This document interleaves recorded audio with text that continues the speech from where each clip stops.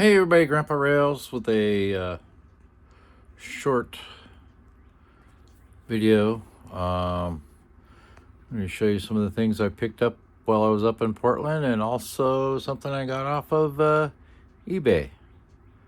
And let's see if we can flip this around. Hang on. Okay, now that we're flipped around, I went to Whistle Stop Trains in Portland. They're on Division. Go there every year, spend a little bit of money. Picked up some decals for boxcars. Ooh, there we go. Picked up a couple of undecorated boxcars. These are kits, Accurail kits. I'm going to do these. I got a 40-foot boxcar and a 50-foot boxcar. I'm going to use those for Hess's Brewskis.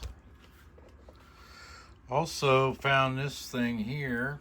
It didn't have a box or anything on it. Add to my beer can cars. That'll be the fourth one. And I think it might be an Athearn, but I'm not positive.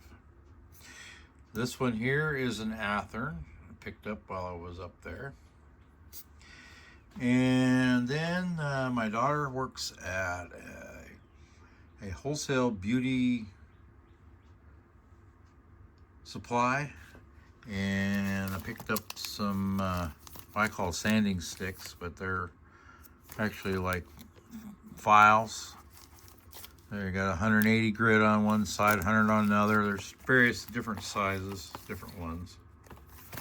And she also works at a craft store, and picked up some of this super moss, reindeer moss. I got a couple different colors, and you can pretty much figure out what that's going to be. For trees and shrubbery. Yeah, I am modeling Appalachia. So, and also I picked up some of these acrylic paint markers.